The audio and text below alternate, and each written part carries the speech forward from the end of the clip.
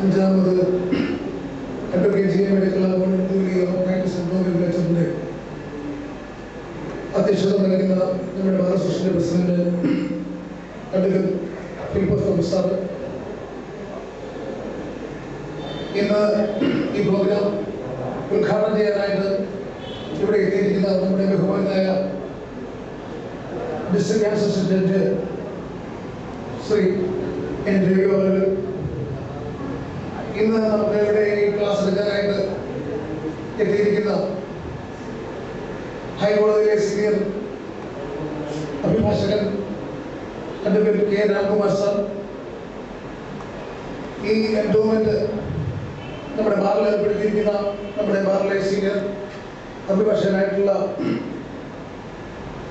Advocate G medical sir, bar association അധ്യക്ഷ ബിജോയ് വർഗീസ് ജോഷി, ഇവിടെ സന്നിഹിതരായിട്ടുള്ള പ്രിയമുള്ളവരെ, ആദ്യമേ തന്നെ നമ്മുടെ പ്രോഗ്രാം അഭിമാനമായിട്ടുള്ള അഡ്വക്കേറ്റ് ജി മെഡിക്കലിയുടെ 50 വർഷം പ്രാക്ടീസ് പൂർത്തിയാക്കിയതിൻ്റെ പേരിൽ ഏർപ്പെടുത്തിയിട്ടുള്ള ഈ എൻഡോമെന്റ് ലെക്ചർ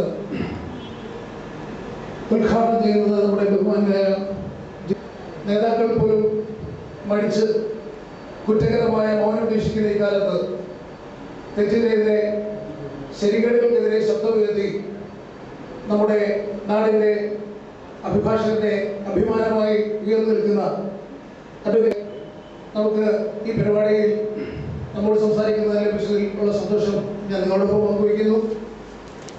ആദരപൂർവ്വം അഡ്വക്കേറ്റ് കെ രാംകുമാർ അവരുടെ ഈ വേദിയിലേക്ക് സ്വാഗതം ചെയ്യുന്നു.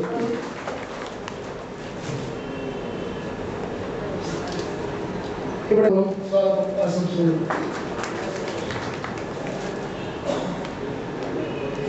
ഈ ബാറിന്റെ ട്രഷററായി പ്രവർത്തിക്കുന്ന ബിജോയ് വർഗീസ് ജോഷിയെ ഈ പ്രോഗ്രാമിലേക്ക് സ്നേഹപൂർവ്വം സ്വാഗതം ചെയ്യുന്നു. കൂടാതെ ഇവിടെ എത്തുകയും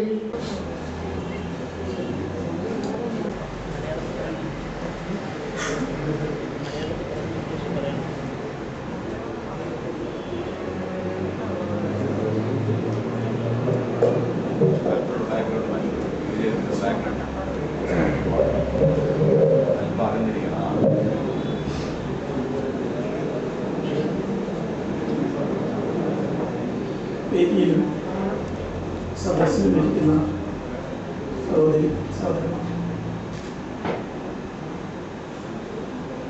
പത്തനംതിട്ടയിൽ ഇതുപോലത്തെ ഒരു പരിപാടിയിൽ പങ്കെടുക്കാൻ സാധിച്ചത് വലിയൊരു ആദരവായി ആണ്. പ്രത്യേകിച്ചും ഈ ബാറിലെ പ്രഗത്ഭനായ അഭിഭാഷകരെ 50 വർഷം പൂർത്തീകരിച്ചതിൻ്റെ അതുമായി ബന്ധപ്പെട്ട ഒരു ചടങ്ങിൽ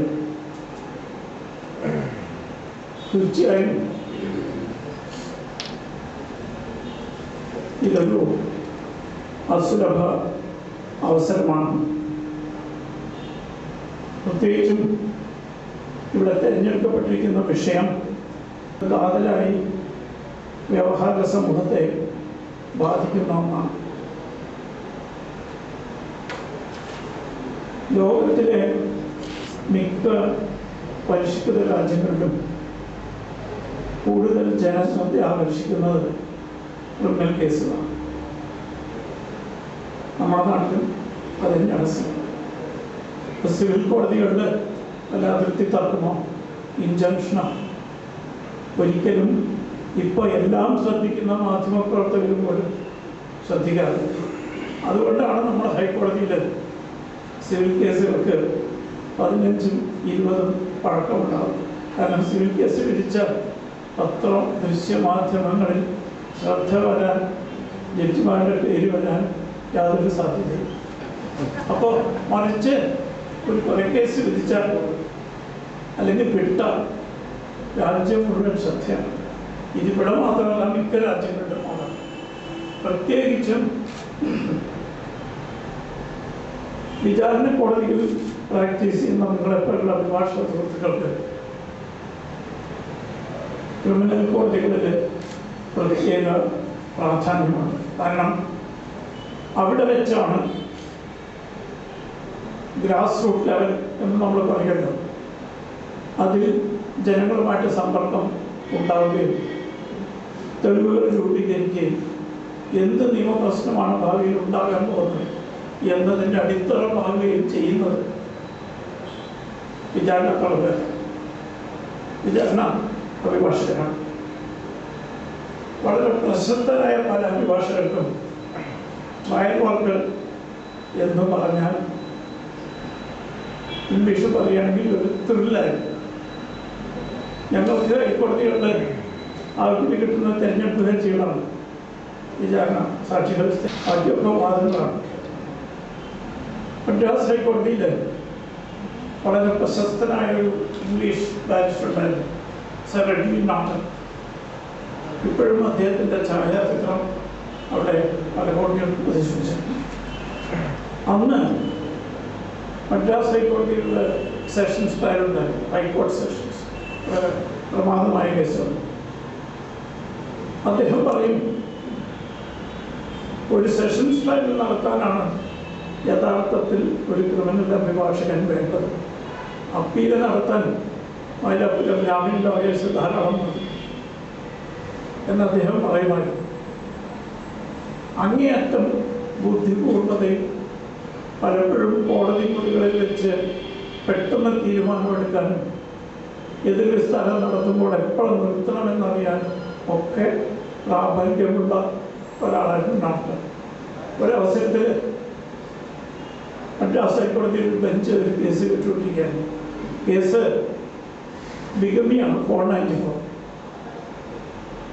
ശ്രീ നോർട്ടൺ കോടതി മുറിയിലേക്ക് പ്രവേശിച്ചപ്പോൾ ബെഞ്ചിലുണ്ടായിരുന്ന ജഡ്ജി അദ്ദേഹത്തെ ശ്രദ്ധിച്ചു. കുറച്ചു നേരം കാത്തിരുന്നപ്പോൾ ജഡ്ജി ചോദിച്ചു, mister Norton, what is the biggest, what is the heaviest punishment for bigamy? ഉടനെ തന്നെ ശ്രീ നോർട്ടൺ എണ്ണീട്ടുണ്ട്, 2 brothers in law are ready വിറ്റ് അതുപോലെ പ്രകടിപ്പിക്കാൻ സാധ്യതയുണ്ടായിരുന്ന ഒരു വ്യക്തിയായിരുന്നു സബ്ജിനോ. അദ്ദേഹം പറഞ്ഞു, എനിക്ക് അപ്പീൽ വർക്ക് തീരെ. ആ നിലയ്ക്ക് ഇന്ന് മജിസ്ട്രേറ്റ് കോടതിയിലും സെഷൻസ് കോടതിയിലും പ്രാക്ടീസ് ചെയ്യുന്ന അഭിഭാഷകരെ വാസ്തവത്തിൽ ഭാഗ്യവാന്മാരാണ്. കാരണം സാധാരണ ജനങ്ങളുമായി സമ്പർക്കം പുലർത്താനും അവരുടെ കേൾക്കാനും അതിന് പരിഹാരം ഉണ്ടാക്കി കൊടുക്കാനും കിട്ടുന്ന അഭിഭാഷക ജീവിതത്തിലെ വളരെ അസുലഭമായ മുഹൂർത്തമാണ് സാധാരണ മജിസ്ട്രേറ്റ് കോടതി പ്രാക്ടീസ്. പക്ഷെ ഇന്ന് ഞാൻ ഭയപ്പെടുന്നു, മജിസ്ട്രേറ്റ് കോടതികളെയോ സെഷൻസ് കോടതികളെയോ സ്വതന്ത്രമായി പ്രവർത്തിക്കാൻ നമ്മുടെ ബഹുമാനപ്പെട്ട ഹൈക്കോടതി പലപ്പോഴും അനുവദിക്കാറുണ്ട്. പോലീസ് സ്റ്റേഷനിലൊക്കെ നമ്മൾ കേട്ടിട്ടുണ്ട് സ്റ്റാറ്റിസ്റ്റിക്സ്, ഇത്ര ചാരായ കേസ്, ഇത്ര അടിപൊളി കേസ്, ഇത്ര വാഹന മോഷണ കേസ്, ഇത്ര ട്രാഫിക് കേസ് തീർത്തിരിക്കണം. കോടതികളിൽ അങ്ങനെ ഒരു സ്റ്റാറ്റിസ്റ്റിക്സ് ഉണ്ടാക്കി ക്രിമിനൽ നടപടി നിയമത്തിലെ ഏത് വകുപ്പ് അനുസരിച്ചാണെന്ന് എനിക്കിതുവരെ മനസ്സിലാക്കാൻ സാധിച്ചു. നമ്മുടെ ഹൈക്കോടതി നിരന്തരം മജിസ്ട്രേറ്റ് കോടതികളെയും സെഷൻസ് കോടതികളെയും സർക്കുലർ കൊണ്ട് വലിഞ്ഞു കൊടുക്കുകയാണ്. അവരുടെ കൈകൾക്ക് വിലങ്കെട്ട രീതിയിലുള്ള ഇതാണ്. ഇത് സഹിക്കുക വയ്യാതായപ്പോൾ ഒരു കഥ ഞാൻ കേട്ടു, ശരിയാണെന്ന് എനിക്കറിയില്ല. ഏതോ ഒരു സ്ഥലത്ത് ഒരു മജിസ്ട്രേറ്റ് വിചാരണ കഴിഞ്ഞ് അദ്ദേഹം വിധി പ്രസ്താവിക്കുകയാണ്. അദ്ദേഹത്തിൻ്റെ വിധിയുടെ ആദ്യ ഭാഗത്തിൽ പറഞ്ഞു, ഇങ്ങനെ പ്രതിഭാഗം കുറ്റം ചെയ്തതായി തെളിയിക്കുന്നതിന് പ്രോസിക്യൂഷന് കഴിഞ്ഞിട്ടില്ല, അതുകൊണ്ട് ഈ പ്രതിയെ വിടുകയല്ലാതെ നിയമമനുസരിച്ച് എനിക്ക് മറ്റു മാർഗമില്ല. പക്ഷെ ബഹുമാനപ്പെട്ട ഹൈക്കോടതിയുടെ സ്ഥാനം സർക്കുലർ പ്രകാരം ശിക്ഷിക്കാൻ ഞങ്ങൾ ബാധ്യരായതുകൊണ്ട് പ്രതിയെ ശിക്ഷിച്ചു.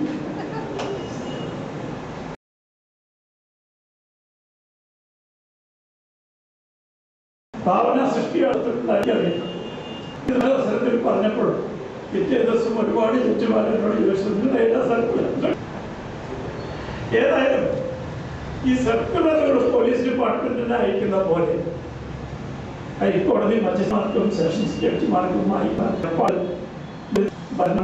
കാരണം ജാമ്യം കൊടുക്കണമെന്ന് തീർച്ചയാക്കേണ്ടത് ഹൈക്കോടതിയല്ല. ജാമ്യം കൊടുത്തത് തെറ്റാണെങ്കിൽ തീർച്ചയാക്കാൻ ഉയർന്ന കോടതി എന്ന നിലയ്ക്ക് ഹൈക്കോടതിക്ക് അധികാരമുണ്ട്. ഇപ്പൊ പലപ്പോഴും പല ഹൈക്കോടതി ജഡ്ജിമെന്റിൽ കാണുന്നത് മജിസ്ട്രേറ്റ് കാലത്ത് ജാമ്യാനുസരിച്ച് പരിഗണിക്കണം, ജാമ്യം കൊടുക്കണം. അപ്പൊ പിന്നെ ക്രിമിനൽ നടപടിയത്തിലെ 438 439 അനുസരിച്ച് തന്റെ വിവേചനാധികാരം വിനിയോഗിക്കാൻ മജിസ്ട്രേറ്റുമാർക്ക് അധികാരമില്ല എന്നല്ലേ അതിൻ്റെ അർത്ഥം. അടുത്ത കാലത്ത് നമ്മുടെ ജസ്റ്റിസ് വസന്തിൻ്റെ ഒരു വിധി ഈയിടെ സുപ്രീം കോടതിയിൽ റദ്ദ് ചെയ്യുകയുണ്ടായി. ജസ്റ്റിസ് വസന്ത് നിർദ്ദേശിച്ചു എല്ലാ മജിസ്ട്രേറ്റ് കോടതികൾക്കും നെഗോഷ്യബിൾ ഇൻഷുറൻസ് നിയമത്തിലെ 138 വകുപ്പ് അനുസരിച്ച് എല്ലാ ദിവസവും പ്രതി ഹാജരാകണം എന്ന് നിഷ്കർഷിക്കരുത്.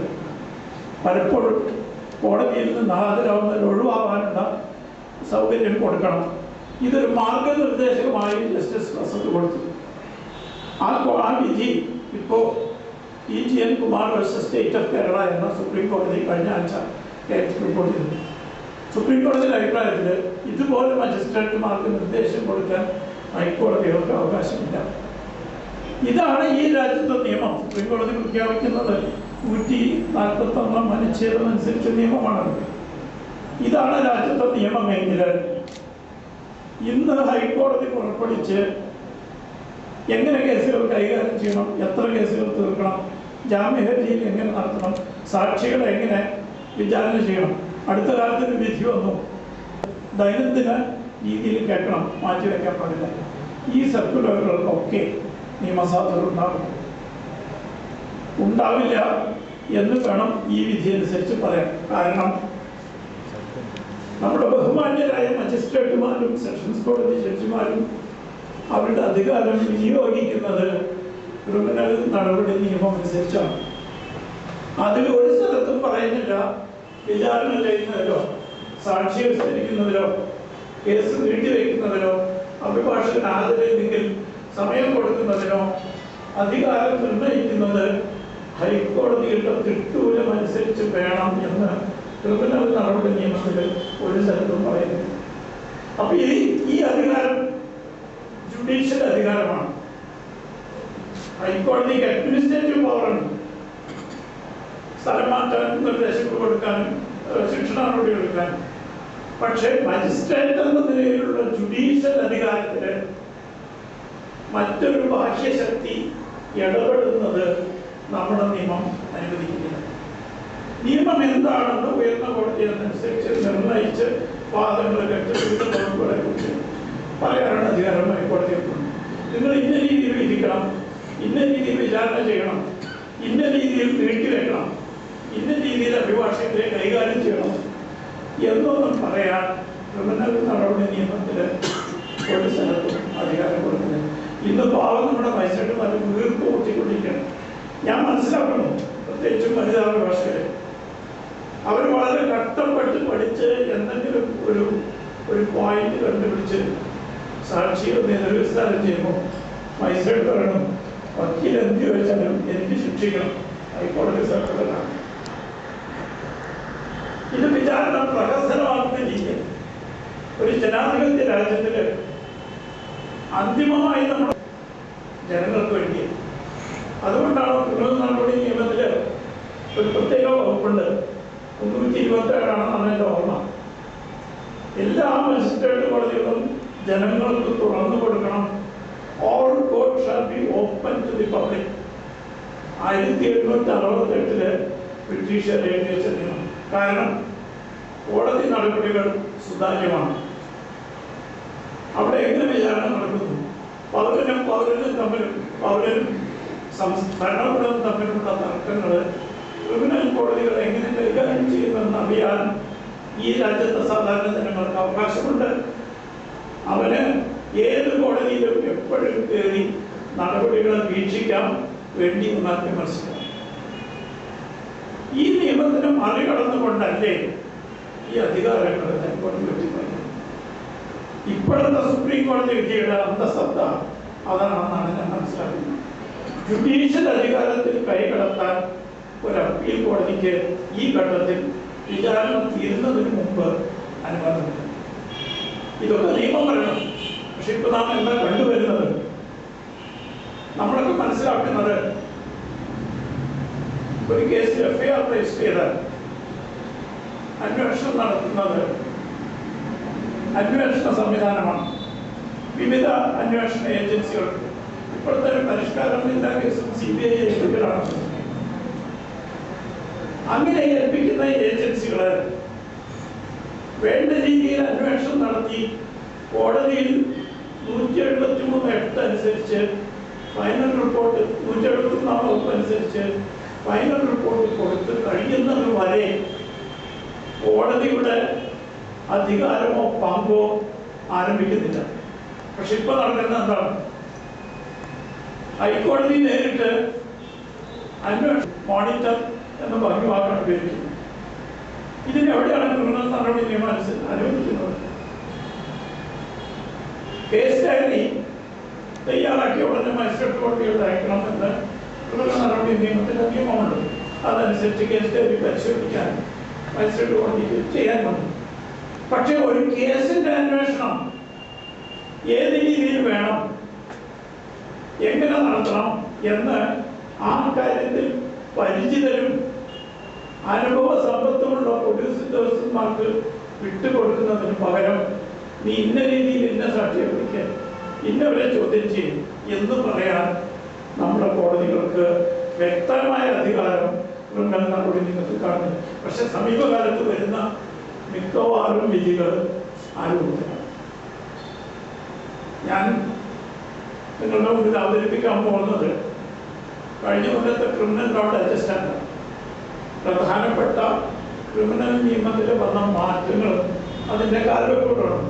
അതിൽ ഏറ്റവും പ്രധാനമായി എനിക്ക് തോന്നിയത് എത്രമാത്രം മേൽക്കോടതികൾക്ക് കീഴ്ക്കോടതികളുടെ പ്രവർത്തനം നിയന്ത്രിക്കാൻ നിയമം അനുവദിക്കുന്നുണ്ടോ, ഏറ്റവും പ്രധാനമായ കാര്യം. ഇതിന്റെ ഫലമായിട്ട് ഞാൻ പലപ്പോഴും പൊതുലേഖനത്തിനും സൂചിപ്പിച്ചു, നഷ്ടമാകുന്നത് ഏറ്റവും താഴേക്കിടയിൽ പ്രവർത്തിക്കുന്ന കോടതികളുമായിട്ടാണ് നമ്മുടെ സാധാരണ ജനങ്ങൾക്ക് സമ്പർക്കം. അതിനുള്ള ഭാഗ്യമുള്ളത് നിങ്ങളെ പോലെ കീഴ്ക്കോടതികൾ പ്രാക്ടീസ് ചെയ്യുന്ന ആളുകൾക്കാണ്. ആ ജനസമ്പർക്കം പരിപൂർണമായും എടുത്തു കളയുന്ന രീതിയിലാണ് ഇപ്പോഴത്തെ ഈ ഹൈക്കോടതി നിർദ്ദേശങ്ങൾ സുപ്രീം കോടതി വിധികൾ. കാരണം ജനങ്ങൾ ഏറ്റവും അധികം ഉറ്റുനോക്കുന്നത് തങ്ങൾക്ക് ഏറ്റവും അടുത്ത കോടതികളാണ്. ഇപ്പൊ സിവിൽ കോടതിയുണ്ട്, ക്രിമിനൽ കോടതിയുണ്ടാവും, ഹൈക്കോടതിയിലോ സുപ്രീം കോടതിയിലോ അത് വേണ്ട. അതുകൊണ്ട് തീർച്ചയായിട്ടും ഗ്രാസ് റൂട്ട് ലെവൽ കോടതി എന്ന നിലയ്ക്ക് വിളിക്കാവുന്നത് ഈ വിചാരണ നടത്തുന്ന കോടതികളാണ്. ആ കോടതികളെ സ്വതന്ത്രമായി വിട്ടാലേ ശക്തമായ ബാറ് ഓരോ ജില്ലയിലും ഉണ്ടാകും, ഓരോ മജിസ്ട്രേറ്റ് കോടതിയിലും ഉണ്ടാകും. പണ്ടുണ്ടായിരുന്നു. ഇന്ന് എൻ്റെ സുഹൃത്ത് ശ്രീ ഇടിക്കുളയെ പോലെ അനുഭവ സമ്പത്തുള്ള അഭിഭാഷകർ എത്ര ബാറുകളുണ്ട്, എത്ര പള്ളുമാർ നമുക്കുണ്ട്, എത്ര കേട്ടി താമസമാർ നമുക്കുണ്ട്. ഇപ്പോൾ മിക്കവാറും സ്ഥലത്ത് ആരുമില്ല. കാരണം ഹൈക്കോടതിയുടെ അനാവശ്യമായ ഇടപെടലുകൾ മൂലം മജിസ്ട്രേറ്റുമാര് അസ്വതന്ത്രമായ തോന്നലാണ് അവരുടെ മനസ്സിൽ. അതിന്റെ പ്രതിഫലനം ബാറിൽ ഉണ്ടാകുന്നു. കേസ് പഠിച്ചു പോയിട്ടെന്തായാലും ഹൈക്കോടതി സർക്കുലർ അനുസരിച്ച് ശിക്ഷിക്കാം എന്നുള്ള അപകർഷബോധത്തോടു കൂടിയാണ് ഇന്ന് വിചാരണ കോടതിയിലെ മിക്ക അഭിഭാഷകരുടെയും മനഃശാസ്ത്രം, അവരുടെ മനോവികാരം. അങ്ങനെയാണെങ്കിൽ ശക്തമായ ബാറുകൾ, ഈ ശക്തമായ ബാറുകൾ ഹൈക്കോടതി മാത്രം ഉണ്ടായിട്ട് കാര്യമില്ല. കാരണം അന്തിമമായി നമ്മുടെ കോടതികൾ ആർക്ക് വേണ്ടിയാണ്? നമ്മുടെ സാധാരണക്കാരനെ ജനങ്ങൾക്ക് വേണ്ടിയാണ്. അവിടെ എന്തെങ്കിലും സൗകര്യമാണുണ്ടോ?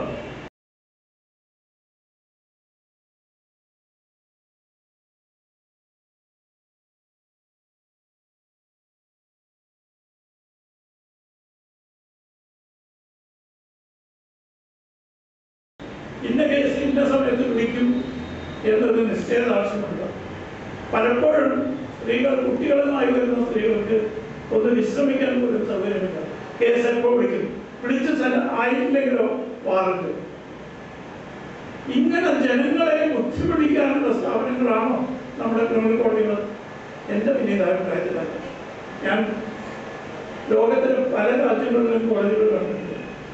ഓസ്ട്രേലിയ പോലെ ഒരു ജനങ്ങൾ കുറവുള്ള രാജ്യത്ത് പോലും ഫാമിലി കോടതികളുണ്ട്. അവിടെ ഒരുപാട് ഫാമിലി കേസുകൾ ധാരാളമുണ്ടല്ലോ. അവരുടെ സംസ്കാരം അവിടേക്കാണ്. ആ കോടതികൾ പോലും സ്ത്രീകൾക്ക് വേറെ ഇരിക്കാനും പുരുഷന്മാർക്ക് വേറെ ഇരിക്കാനും ഉള്ള മനോഹരമായ സംവിധാനമുണ്ട്. അതുപോലത്തെ ഒരു സംവിധാനം നമുക്ക് ഉണ്ടാക്കാൻ കഴിയുമെന്ന് ഞാൻ പ്രതീക്ഷിക്കുന്നില്ല. പക്ഷേ അടിസ്ഥാനപരമായ ഒരു സൗകര്യം വ്യവഹാരിക്ക്, പ്രത്യേകിച്ചും കോടതികൾ കൊടുക്കേണ്ട ബാധ്യത സർക്കാരിനുണ്ട്. ഇപ്പൊ കാലത്ത് ചില നീക്കങ്ങൾ ആ വഴിക്ക് നടക്കുന്നു. പിന്നെ ഇന്ന് കോടതികൾ, ക്രിമിനൽ കോടതിയിൽ വന്ന സമൂലമായ ഒരു മാറ്റം എന്നെപ്പോലെ നിങ്ങൾ ശ്രദ്ധിച്ചിരിക്കും. പണ്ട് ക്രിമിനൽ കോടതി എന്ന് പറഞ്ഞാൽ വൃത്തികെട്ട വേഷവും കാണാൻ അറയ്ക്കുന്നതുമായ ആളുകളുടെ ആൾക്കൂട്ടമായി. ഇന്ന് വെള്ളത്തോളം ക്രിമിനൽ കുറ്റങ്ങളാണ് ധാരാളം നടക്കുന്നത്. പ്രത്യേകിച്ചും നമ്മുടെ അഭിഭാഷകരുടെ നിലനിൽപ്പിനെ സഹായിക്കുന്ന രീതിയിലുള്ള ഒരു ഭേദഗതിയാണ് 138. ഞങ്ങൾ ഹൈക്കോടതിക്കാരെ പിടിച്ചു നിൽക്കുന്നത് 226 പറയേണ്ട 226 അനുച്ഛേദം കൊണ്ടാണ് ഹൈക്കോടതി അഭിഭാഷകരിൽ നിന്ന് ജീവസന്ധാരണം നടത്തുന്നത്. അതുപോലെ മജിസ്ട്രേറ്റ് കോടതിയിലെ അഭിഭാഷകർക്ക് ഇപ്പൊ കിട്ടിയിരിക്കുന്ന പിടിവള്ളി 138. ആ 138 കേസില് വല്ല പെറ്റി തെഫ്റ്റ് കേസിന്റെ പ്രതികളല്ല ഹാജരാകുന്നത്. വലിയ കമ്പനി ഉദ്യോഗസ്ഥന്മാർ, അല്ലെങ്കിൽ അവരുടെ പവർ ഓഫ് അറ്റോർണി മാനേജർമാർ, സഫാരി ധരിച്ച മാന്യ വേഷധാരികൾ, ഇവരൊക്കെയാണ്. അപ്പൊ നമ്മുടെ ക്രിമിനൽ കോടതിയിലെ ആൾക്കൂട്ടത്തിന്റെ മുഖച്ഛായ ഇപ്പൊ ആകെ മാറിയിരിക്കുകയാണ്. പണ്ട് മാന്യരായ മനുഷ്യരും വക്കീൽമാരും കാലുകുത്താൻ അറച്ചിരുന്ന സ്ഥലത്ത് ഇന്ന് മാന്യന്മാരുടെ സങ്കേതം. പ്രത്യേകിച്ചും ഈ വിവര സാങ്കേതിക വിദ്യ വർദ്ധിച്ച കാലത്ത് ഇപ്പൊ മൊബൈൽ ഫോണുകൾ വഴിയാണ് പോലീസ് ഇൻവെസ്റ്റിഗേഷൻ നടത്തുന്നത്. പലപ്പോഴും നമ്മുടെ പോലീസിനെ പറ്റി അറിയാലോ, അവർക്ക് ഇൻവെസ്റ്റിഗേഷനൊക്കെ കൂടുതൽ അവര് നൈപുണ്യം നേടിയത് ഇന്ററോഗേഷനിലാണ്. എല്ലാവർക്കും അറിയുന്ന കാര്യം. മിക്ക പോലീസ് സ്റ്റേഷനുകളും മരണത്തിന്റെ മണിയറകളാണെന്നാണ് നമ്മൾ ഹൈക്കോടതി പറഞ്ഞത്. അത് ഇൻവെസ്റ്റിഗേഷനുള്ള പ്രത്യേക പ്രതിബദ്ധതയോട് താല്പര്യം കൊണ്ടാണ് ഇന്ററോഗേഷൻ, ഇൻവെസ്റ്റിഗേഷൻ അവർക്ക് താല്പര്യം. പക്ഷെ ഇപ്പോ സൈബർ ക്രൈം മൊബൈൽ ഫോൺ വഴി വെച്ച് കുറ്റക്കാരെ കണ്ടുപിടിക്കുന്ന തുടങ്ങിയിരിക്കുന്നു. ഒരു പക്ഷേ ലോക്കപ്പ് മർദ്ദനം എന്നത് ഒരു പഴയകാല സംഭവമാകാൻ അതിലേക്കുള്ള വഴി നൽകുകയാണ്. പക്ഷെ ആ ക്രിമിനൽ കോടതികളിൽ ഇന്ന് IT വിദഗ്ധന്മാരും IT വിദഗ്ധകളും ധാരാളമായി ഹാജർ. എന്താണ് കാരണം? മറ്റൊരു കുറിപ്പിച്ചിട്ട് നമുക്ക് വേണ്ടിയിട്ടുണ്ട്, prevention of domestic violence to women act. ഇതിൽ കൂടുതൽ വരുന്നത് ബാംഗ്ലൂർ പട്ടണത്തില് ഇന്ന് മജിസ്ട്രേറ്റ് കോടതിയിൽ കൂടുതൽ ഈ നിയമം അനുസരിച്ച് വരുന്നത് മുഴുവൻ അവിടുത്തെ IT മേഖലയിലെ യുവാക്കളായ യുവദമ്പതികളാണ്, ആണും പെണ്ണും. കാരണം അവരുടെ ആ ജോലിയുടെ പ്രത്യേകത കൊണ്ട്, അവരനുഭവിക്കുന്ന മനസ്സംഘടനം കൊണ്ട് പലപ്പോഴും വൈവാഹിക ജീവിതത്തിൽ പൊരുത്തപ്പെട്ടു പോകാൻ കഴിയുന്നില്ല. അപ്പോഴാണ് വളരെ സൗകര്യമായി, പ്രത്യേകിച്ചും സ്ത്രീ അഭിഭാഷകർ ക്ഷമിക്കണം, പ്രത്യേകിച്ചും സ്ത്രീകൾ ഈ നിയമം ഉപയോഗിച്ചുകൊണ്ട് ഭർത്താക്കന്മാരോട് പക വീട്ടാൻ മജിസ്ട്രേറ്റ് കോടതിയിൽ. അപ്പൊ മാന്യമായ വേഷം ധരിക്കാൻ, മാന്യമായ ശമ്പളം മേടിക്കുന്ന, ജീവിതത്തിൽ ഉന്നത ശ്രേണികളിൽ വിഹരിക്കുന്ന ഒരുപാട് ആളുകൾ ഇപ്പോൾ ക്രിമിനൽ കോടതി പണ്ടത്തെ പോലെ വൃത്തികെട്ട വേഷക്കാരാണ്. ഇത് കാര്യമായ മാറ്റമാണെന്നാണ് എൻ്റെ ഒരു വിശ്വാസം. ഇതിനനുസരിച്ച് കോടതികൾ വിധിന്യായങ്ങൾ രൂപപ്പെടുത്താൻ തുടങ്ങിയിട്ടുണ്ട്. അത് തീർച്ചയായിട്ടും സ്വാഗതാർഹമാണ്. കാരണം എല്ലാ ദിവസവും എല്ലാ കേസിനും ഹാജരാകണം എന്നെന്തിനാണ് നിഷ്കർഷിക്കുന്നത്? നിങ്ങൾക്കറിയാം, മിക്ക കോടതികളും കാലത്ത് കേസുകൾ വിളിച്ചു മാറ്റുന്നതിന് തന്നെ 1.5 മണിക്കൂറോളം സമയം ചെലവഴിക്കും.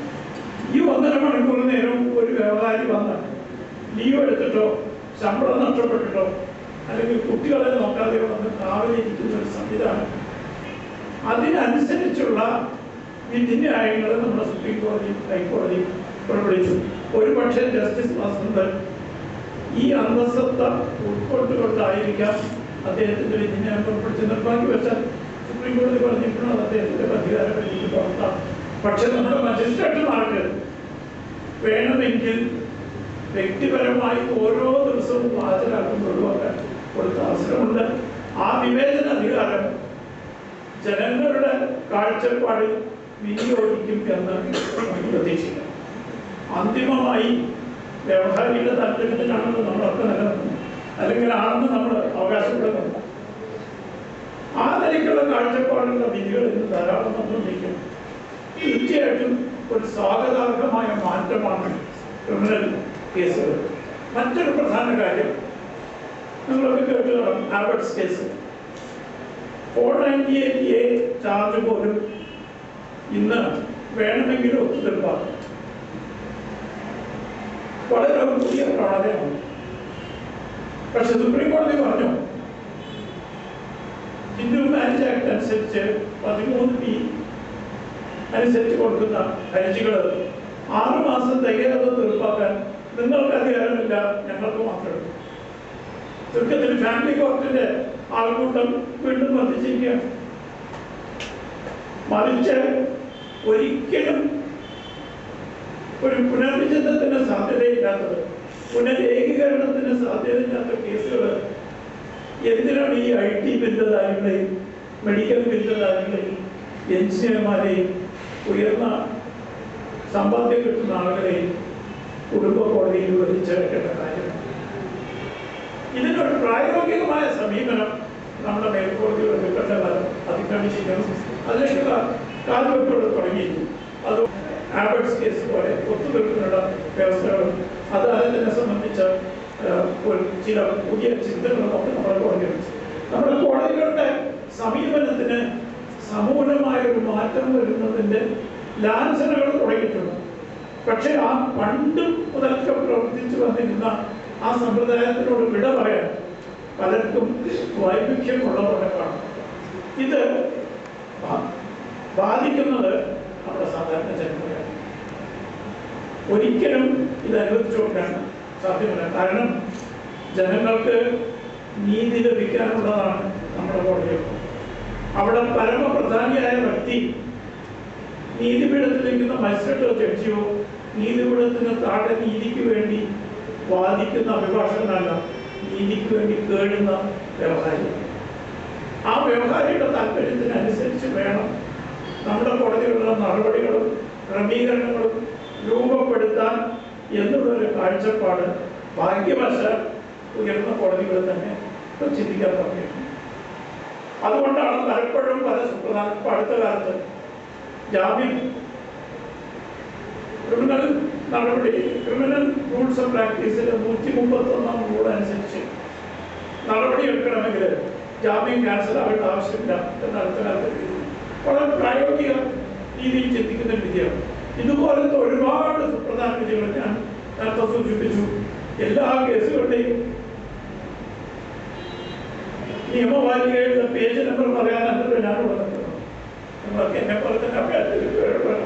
പക്ഷെ ഈ പുതിയ പ്രവണതകൾ നമുക്ക് ഒരു കാലത്തും അവഗണിക്കാൻ പറ്റാത്ത ഒരു ശ്രദ്ധ പതിക്കേണ്ട വിഷയമായി മാറിയിരിക്കുകയാണ്.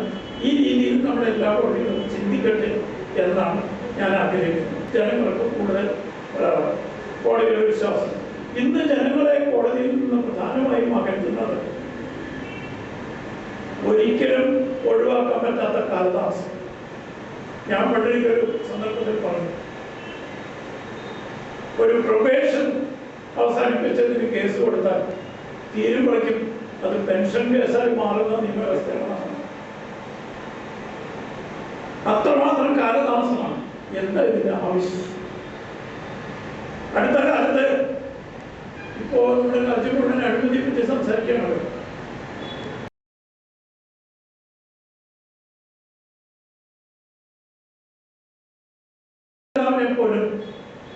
വിവിധ കക്ഷികളിൽപ്പെട്ട അഴിമതിയുടെ കാര്യത്തിലും അലവൻസ് വർദ്ധിക്കുന്ന കാര്യത്തിലും എല്ലാ രാഷ്ട്രീയ കക്ഷികളും ഒരുപോലെയാണ്.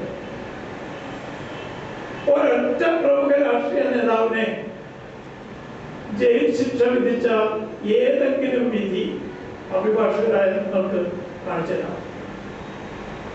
ഇതിപ്പോ ചീഫ് ജസ്റ്റിസ് കവാഡിയ അദ്ദേഹം ഇന്ത്യയുടെ ചീഫ് ജസ്റ്റിസ് ആയി ചാർജതിനു ശേഷം ആദ്യം ചെയ്തത് അഴിമതി കേസുകൾക്ക് മുൻഗണന കൊടുക്കണമെന്ന് പറഞ്ഞ് സർക്കുലർ അയച്ചു. അതിന്റെ ഫലമനുഭവിക്കാൻ പോകുന്ന ആരാണെന്ന് അറിയോ? സിപായിമാര്, പോലീസ് കോൺസ്റ്റബിൾസ്, ലോ ഡിവിഷൻ ക്ലാർക്കുമാര്, അല്ലെങ്കിൽ പഞ്ചായത്തിലെ ജീവനക്കാർ, ഇവരാണ്. മദ്രാസിൽ ഒരു ചീഫ് ജസ്റ്റിസ് ഉണ്ടായിരുന്നു, വീരാസ്വാമി. അദ്ദേഹത്തിന്റെ പേര് സൂചിപ്പിക്കുന്ന ഒരു വീരനുമാണ്, ആസാമിയാണ്. അദ്ദേഹത്തിന്റെ തലയിണയ്ക്കുള്ളില് കറൻസി നോട്ടുകള് വീട്ടിൽ നിന്ന് പിടിച്ചു 25 കൊല്ലം മുമ്പ്. അതൊരു വലിയ സംഭവമായി. ഇന്ത്യയിലെ 3 ചാർട്ടേഡ് ഹൈക്കോടതികളിൽ ഒന്നാണ് മദ്രാസ് ഹൈക്കോടതി, മറ്റൊരു കൽക്കട്ടയിൽ, ബോംബെയിൽ. അതിലെ ചീഫ് ജസ്റ്റിസിനെ അഴിമതിക്ക് പിടിക്കുക എന്ന് പറഞ്ഞാൽ വലിയ വാർത്തയായിരുന്നു അന്ന്. ഇന്നൊരു പക്ഷേ അത് വാർത്തയല്ലായിരുന്നു. ആ കേസ് ഇന്നിപ്പോൾ അഴിമതി കേസുകൾ ദ്രുതഗതിയിൽ കേൾക്കണം, ത്വരിതപ്പെടുത്തണം എന്ന് ആവശ്യപ്പെടുന്ന സർക്കുലർ ഉന്നയിച്ച ചീഫ് ജസ്റ്റിസ് കവാഡിയ അടക്കം ജഡ്ജിമാരായിരിക്കുമ്പോൾ അദ്ദേഹം അടുത്ത കാലത്ത് മരിക്കുന്നത് വരെ ആ കേസ് പിടിച്ചേക്കണം. എന്താണ് കാരണം? ഈ രാജ്യത്തെ ജനങ്ങൾക്ക് അറിയാൻ അവകാശമില്ല. ഒരു ഹൈക്കോടതിയുടെ ചീഫ് ജസ്റ്റിസ് ഉൾപ്പെട്ട അഴിമതി കേസുകള് ദ്രുതഗതിയിൽ വിചാരണ ചെയ്യാൻ സംവിധാനമില്ലാത്ത ഒരു നിയമ സംവിധാനമാണ് നമ്മുടേത് എന്ന് പറഞ്ഞാൽ നാം ലജ്ജിച്ച് തരുന്നതാണ്. കാരണം അമേരിക്കയിലേക്ക് നോക്കൂ, നിങ്ങൾ കേട്ടു കാണും, എൻറോൺ അമേരിക്കൻ പ്രസിഡന്റ് തെരഞ്ഞെടുപ്പിൽ പോലും സ്വാധീനം ചെലുത്താൻ കഴിവുള്ള ബഹുരാഷ്ട്ര കുത്തക കമ്പനികളിൽ ഒന്നാണ്. നമ്മുടെ രാജ്യത്ത് മഹാരാഷ്ട്രയിൽ മറ്റും ഒരുപാട് ഇലക്ട്രിക് പ്രോജക്ട്സ് എടുക്കുന്ന എൻറോൺ കമ്പനിയാണ്. എൻറോൺ കരാർ. ആ എൻറോൺ കമ്പനിയുടെ മാനേജിംഗ് ഡയറക്ടറെ അല്ലെങ്കിൽ അമേരിക്കയിലെ പ്രസിഡന്റാണ്. പ്രസിഡന്റിനെ 6 മാസത്തെ വിചാരണയ്ക്ക് ശേഷം ദീർഘകാല തടവിന് ഒരു അമേരിക്കൻ കോടതി നടത്തലാക്കി. വളരെ ഗൗരവമായ അഴിമതി കുറ്റമായിരുന്നു അദ്ദേഹത്തിന്റെ പേര്. അങ്ങനെ ഒരു സമ്പ്രദായം ഈ രാജ്യത്ത് എന്നുണ്ടാകും, ഒരിക്കലും ഉണ്ടാകും എന്ന് ഞാൻ വിശ്വസിക്കുന്നില്ല. കാരണം നമ്മുടെ സംവിധാനം അത്രമാത്രം കളങ്കിതമായിരിക്കുന്നു, പ്രവർത്തനരഹിതമായിരിക്കുന്നു. ജനവിശ്വാസത്തിന് ഊന്നൽ തട്ടുന്ന രീതിയിൽ ഉള്ള കാലതാമസം ഇന്നും നമ്മുടെ കോടതികളുണ്ട്. അപ്പൊ ഇത്തരം സർക്കുലർ അയക്കുന്നതിന്റെ ഉത്തമ വിശ്വാസം പോലും ജനമനസ്സുകളിൽ സംശയമുണ്ടാകുന്ന രീതിയിലാണ് നമ്മുടെ കോടതികളുടെ പ്രവർത്തനം. ഇതെങ്ങനെ മാറ്റിയെടുക്കും? മജിസ്ട്രേറ്റ് കോടതിയുള്ള വിചാരണകൾ ത്വരിതപ്പെടുത്താൻ നിരവധി സർക്കുലറുകൾ പുറപ്പെടുവിക്കുന്ന ആളുകൾ സ്വന്തം കോടതിയിലെ നടപടികൾ ക്രമീകരിക്കാനും ത്വരിതപ്പെടുത്താനും എന്ത് നടപടികളാണ് എടുക്കുന്നതെന്ന് ജനങ്ങളെ ബോധ്യപ്പെടുത്തേണ്ട ബാധ്യതയില്ലേ? വ്യവഹാരിക സമൂഹം എല്ലാ സ്ഥലത്തും ഒന്ന് തന്നെയല്ലേ? അതിന് പകരം ഇപ്പൊ അഭിഭാഷകരെ നന്നാക്കാനുള്ള ചില പ്രക്രിയയുമായിട്ടാണ് നമ്മൾ ഹൈക്കോടതി കഴിഞ്ഞ ദിവസം ഒരു ലീഫ്ലെറ്റ് പബ്ലിഷ് ചെയ്തു പറഞ്ഞിട്ട് ഞാൻ പറഞ്ഞു. അഭിഭാഷക വൃത്തിയുടെ മാന്യത നിലനിർത്താൻ വീണ്ടെടുക്കണം എന്ന് പറയാതിരുന്ന നമ്മളൊക്കെ പറഞ്ഞു. അതിനുവേണ്ടി ഹൈക്കോടതി ഇപ്പോൾ വലിയ പരിശ്രമങ്ങൾ ആരംഭിച്ചിരിക്കുകയാണ്. ഒരു പക്ഷേ സാധാരണമായ തീരുമാനമായിരിക്കും എല്ലാവരും പറയുന്നത്. പക്ഷേ എങ്കിലും അതോടൊപ്പം അതിന് മുൻഗണന കെട്ടിക്കിടക്കുന്ന കേസുകൾ, പ്രത്യേകിച്ചും ക്രിമിനൽ കേസുകൾ എങ്ങനെ വേഗം തീർപ്പാക്കും എന്നതിനെ കുറിച്ചുള്ള ക്രമീകരണത്തിലാണ് നമ്മളായി ബഹുമാനപ്പെട്ട ഹൈക്കോടതി കൂടുതൽ ശ്രദ്ധാലുക്കളാകേണ്ടത്. ഇതില്ലെങ്കിൽ ഒരു പൗരന്റെ അവസാനത്തെ ആശ്രയമായ നമ്മുടെ കോടതികൾ ജനങ്ങളിൽ നിന്ന് അന്യമാകും. ഇത് പല രാജ്യങ്ങളിലും സംഭവിച്ചിട്ടുണ്ട്. കിഴക്കൻ യൂറോപ്പില് അന്തിമമായി ജനങ്ങൾ തെരുവിൽ ഇറങ്ങിയത് കോടതികളൊന്നും അങ്ങനെ കൈവിട്ടപ്പോഴാണ്. പാർലമെന്റിന്റെ അഴിമതി ജനം സഹിച്ചു, ഉദ്യോഗസ്ഥന്മാരുടെ അഴിമതി ജനം സഹിച്ചു. പക്ഷെ ജുഡീഷ്യന്റെ അഴിമതി വന്നപ്പോൾ ജനത്തിന് ജനാധിപത്യം നശിച്ചു. കിഴക്കൻ യൂറോപ്പിലെ പല രാജ്യങ്ങളിലും സായുധ വിപ്ലവങ്ങൾ ഉണ്ടായി. നിലവിലുള്ള സർക്കാരുകളെ മാറ്റി. അതിന് ഏറ്റവും അവസാനത്തെ കണ്ണി ജുഡീഷ്യന്റെ അഴിമതിയാണ്. ഇത് ഈ രാജ്യത്ത് വരാൻ നിങ്ങൾ ആഗ്രഹിക്കുന്നുണ്ടോ? CBR വിഷയം ഒരിക്കൽ പറഞ്ഞു, കഴ്സൺ റോഡിലെ ചുവന്ന കെട്ടിടം ഒരു ദിവസം ജനങ്ങൾ കയ്യേറി തകർക്കുമെന്ന്. അതിനെ ഈ പ്രസ്താവിക്കെതിരെ അദ്ദേഹത്തിനെതിരെ കോടതി നടപടികളുണ്ടായി. അത് അവസാനിപ്പിച്ചു. ആ ഒരു സ്ഥിതിവിശേഷം ഈ രാജ്യത്ത് ഉണ്ടാകണമെന്ന് അഭിഭാഷകരായ നമ്മളോ വ്യവഹാരികളോ ആഗ്രഹിക്കുന്നുണ്ടോ? ഒരിക്കലും ഉണ്ടാകരുത്. ഉണ്ടാകാതിരിക്കണമെങ്കിൽ ജനോപകാരപ്രദമായ കാഴ്ചപ്പാടുകൾ, പ്രത്യേകിച്ചും ഏറ്റവും താണ നിലവാരത്തിൽ ജനങ്ങളുമായി സമ്പർക്കം പുലർത്തുന്ന ക്രിമിനൽ കോടതികളുടെ പ്രവർത്തനത്തിൽ നമ്മുടെ കോടതികൾ കാണിച്ചേ മതിയാവും. ചെക്ക് കേസുകൾ എനിക്കറിയില്ല, ഇവിടെ എന്നെ അറിയില്ല. എറണാകുളത്തൊക്കെ ആണെങ്കിൽ സോൺ സ്റ്റേറ്റ്മെന്റ് എടുക്കാൻ തന്നെ 5 മാസം കഴിയും. അത് കഴിഞ്ഞ് സാക്ഷി വിസ്താരം, എതിർ വിസ്താരം, വാദം, ഇതൊക്കെ കഴിയുമ്പോഴേക്കും ചെക്ക് സംഖ്യയുടെ പകുതിയെങ്കിലും കോടതിയിലേക്കുള്ള യാത്രാ ചെലവും വക്കീൽ ഫീസുമായി നഷ്ടപ്പെട്ടില്ല. ഇതാണോ നമ്മൾ ജനങ്ങൾക്ക് കൊടുക്കേണ്ട നീതി സംവിധാനത്തിന്റെ ആവശ്യം, നിയമ സംവിധാനത്തിന്റെ ആവശ്യം? ഈ ഒരു വീക്ഷണത്തിൽ കാര്യമായ മാറ്റം, പ്രത്യേകിച്ചും ജനങ്ങളെ ആകർഷിക്കുന്ന ക്രിമിനൽ നിയമ സംവിധാനത്തില് ഒരവകാശമായി കയറി ചെല്ലാവുന്ന ക്രിമിനൽ കോടതി അവന് വേണ്ടി ഉണ്ടാക്കി വെച്ചതില് മാറ്റം വന്നിട്ടില്ലെങ്കിൽ ജനങ്ങൾക്ക് ഇന്നത്തെ നീതിന്യായ സംവിധാനത്തിലുള്ള വിശ്വാസം നഷ്ടപ്പെടും. ആ രീതിയിലാണ് പരിവർത്തനം കാര്യമായി. അഭിഭാഷക സമൂഹം പണ്ടത്തെ പോലെ മാന്യത ഇന്ന് അർഹിക്കുന്നില്ല, അല്ലെങ്കിൽ ലഭിക്കുന്നില്ല എന്നൊരു പരാതി ഒരു വലിയ അളവ് വരെ ശരിയാണ്. പക്ഷേ അഭിഭാഷകരുടെ മാത്രം കുറ്റം കൊണ്ട് ഇവിടെ കേസുകൾ നീണ്ടുപോകുന്നു എന്ന് ആരും കുറ്റം പറയുന്നത് ഞാൻ വിശ്വസിക്കുന്നു. പ്രത്യേകിച്ച് കീഴ്ക്കോടതികൾ. ഇപ്പോ ഞാൻ നമ്മുടെ ബഹുമാന്യനായ ഡിസ്ട്രിക്ട് ജഡ്ജിയോട് ചോദിക്കാൻ, പലപ്പോഴും സിവിൽ കേസുകൾ 1.5 കൊല്ലം കൊണ്ട് ലിസ്റ്റ് ചെയ്യുന്ന സമ്പ്രദായം തുടങ്ങിക്കഴിഞ്ഞു. കാരണം കേസുകളുടെ എണ്ണം കുറഞ്ഞു. എണ്ണം കുറയുന്നതിന് 2 കാരണങ്ങളുണ്ട്. ഒന്ന്, സിവിൽ കോടതികളുടെ അധികാരം ക്രമേണ മറ്റ് ട്രൈബ്യൂണലുകൾക്കും ഒക്കെ കൊടുത്തുകൊണ്ടിരിക്കുകയാണ്. 2, ജനങ്ങൾക്കൊരു തോന്നലുണ്ട് കോടതിയിൽ പോകുന്നത് വെറുതെയാണ്. ഈ 2 കാരണം കൊണ്ടും കേസുകളുടെ എണ്ണവും ദൈർഘ്യവും കുറയ്ക്കാൻ സാധ്യത വരുന്നുണ്ട്. കാരണം പല മുനിസിപ്പൽ കോടതികളിലും 1000 തികയുന്നില്ല. അപ്പൊ പിന്നെ കേസുകൾ വേഗം നിൽക്കും. പക്ഷെ ഇതോടൊപ്പം തന്നെ അപകടകരമായ ഒരു സ്ഥിതിവിശേഷമുണ്ട്. പണ്ടത്തെ പോലെ ജനങ്ങൾക്ക് കോടതികളിൽ വിശ്വാസം. അതിന് പല കാരണങ്ങളുണ്ട്. ഇപ്പൊ ചർച്ച ചെയ്യപ്പെട്ടിരിക്കുന്ന ഒരു പ്രധാന വിഷയം അതാണ്. പല പല കാരണങ്ങളുണ്ട്. ഈ കാരണങ്ങളൊക്കെ തന്നെ എന്ത് തന്നെ ആയാലും അഭിഭാഷകർ എന്ന നിലയ്ക്ക് സമൂഹത്തെ മാറ്റിയെടുക്കാൻ പ്രതിബദ്ധത ഉള്ള ഒരു മാന്യമായ തൊഴിലെന്ന നിലയ്ക്ക് സാധാരണ ജനങ്ങളുമായി സമ്പർക്കം പുലർത്താൻ സൗകര്യവും ഭാഗ്യവും ലഭിക്കുന്ന ഒരു ജനസമൂഹം എന്ന നിലയ്ക്ക് സാധാരണക്കാരുടെ അഭിപ്രായങ്ങൾ രൂപീകരിക്കാൻ സഹായിക്കുന്ന സോഷ്യൽ എഞ്ചിനീയറിംഗ് എന്നറിയപ്പെടുന്ന തൊഴിലിലെ ഉൾപ്പെട്ടവരെന്ന നിലയ്ക്ക് പ്രത്യേകിച്ചും സത്യസന്ധത എന്നും പുലർത്തണം. വക്കീലായി സത്യപ്രതിജ്ഞ എടുക്കുന്ന അവസരത്തിൽ ഞാൻ നിലനിർത്തേണ്ട ചുമതലയുള്ള അഭിഭാഷകർക്ക് ഈ രാജ്യത്തെ നിയമ സംവിധാനത്തിൽ കാര്യമായ പരിവർത്തനം വരുത്താൻ ഉള്ള ഉണ്ടാകണം. നമ്മുടെ അയൽ സംസ്ഥാനമായ അയൽ രാജ്യമായ പാകിസ്ഥാനിലേക്ക് പോകും. നമ്മുടെ സുപ്രീം കോടതി രാജ്യത്തെ പൗരനെ വെടിവെച്ച് കൊല്ലാൻ ഭരണഘടനയിലെ അനുച്ഛേദങ്ങളൊന്നും ബാധകമല്ല എന്ന് വിധിച്ചപ്പോൾ നമ്മുടെ രാജ്യത്തിന്റെ ഭാഗമായിരുന്ന പാകിസ്ഥാനിലെ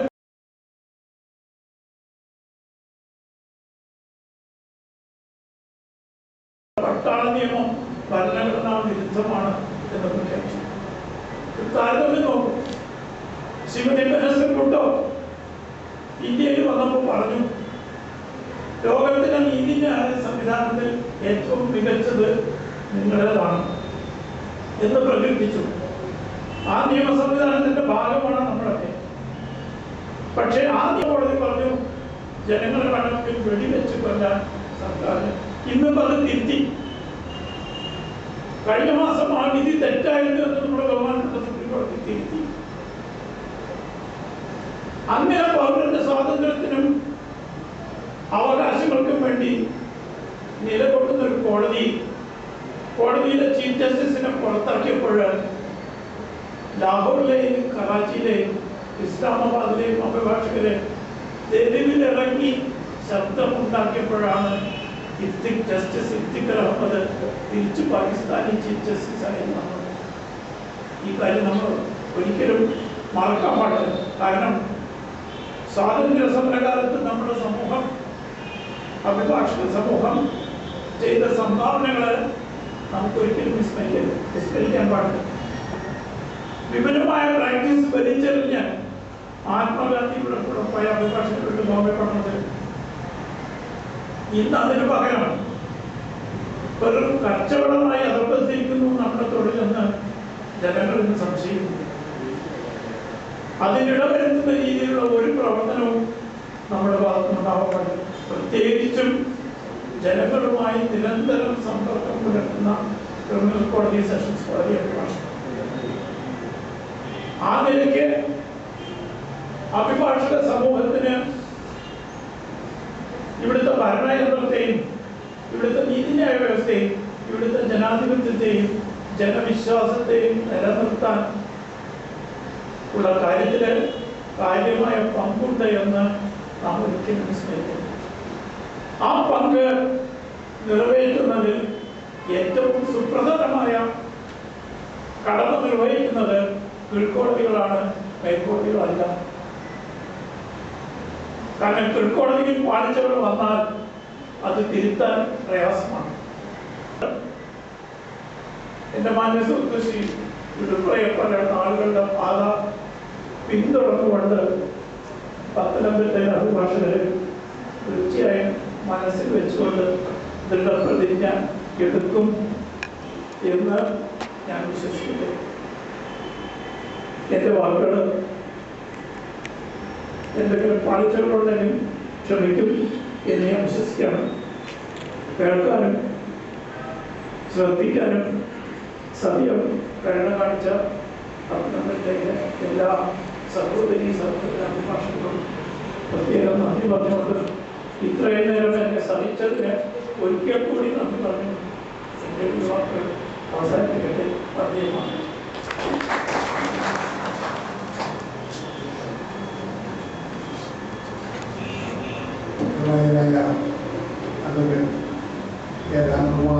അദ്ദേഹത്തിൻ്റെ പ്രഭാഷണം പൂർത്തിയാക്കിയത് പങ്കെടുക്കുന്ന അഭിഭാഷകന്മാർക്ക്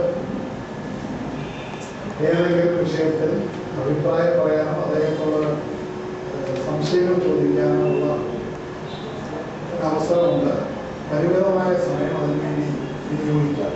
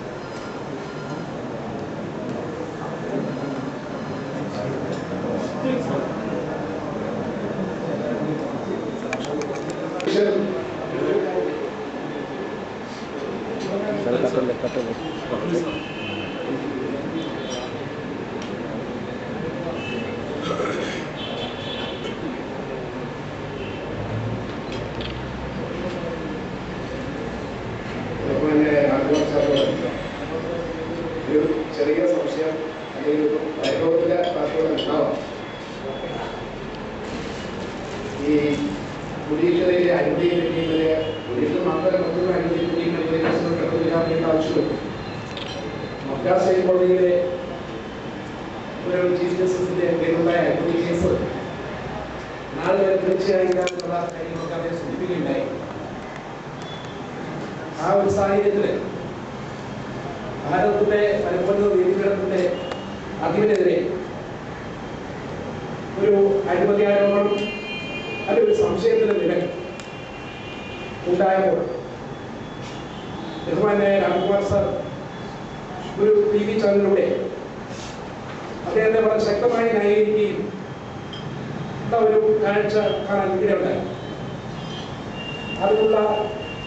അതിന്റെ പശ്ചാത്തലം എന്താണെന്ന് ഞങ്ങൾ യുവാവകാശത്തോട് പറഞ്ഞു തരുന്നതിൽ നന്നായിരുന്നു ആഗ്രഹിക്കുന്നു.